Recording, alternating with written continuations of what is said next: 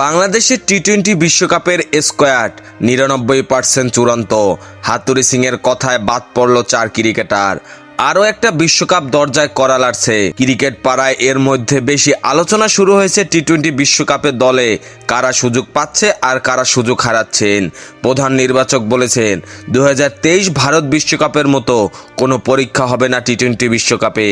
বাংলাদেশ টি-20 বিশ্বকাপের স্কোয়াড ৯৯% চূড়ান্ত এবং এপ্রিলের শেষ সপ্তাহে স্কোয়াড ঘোষণা করা হবে। বিভিন্ন গণমাধ্যমের গুজব সত্ত্বেও তামিম ইকবালকে টি-20 বিশ্বকাপের দলে রাখা হয়নি। এদিকে এনামুল হক বিজয়, নাঈম শেখ, তাইজুল ইসলাম ও মেহেদী হাসান মিরাজকে বিশ্বকাপ দলে রাখা হয়নি। তবে মোহাম্মদ সাইফুদ্দিন এবং এলিস ইসলামকে চন্ডিকা হাতুড়ি সিং বিশ্বকাপ বিবেচনায় রেখেছেন। উপযুক্ত হলে দুজনেই বা একজন জিম্বাবুয়ে সিরিজে খেলতে পারেন। খেলাধুলার সকল আপডেট পেতে আমাদের ইউটিউব চ্যানেলটি সাবস্ক্রাইব এবং ফেসবুক পেজটি ফলো দিয়ে লাইক, কমেন্ট, শেয়ার করে আমাদের সাথে যুক্ত থাকুন। ধন্যবাদ।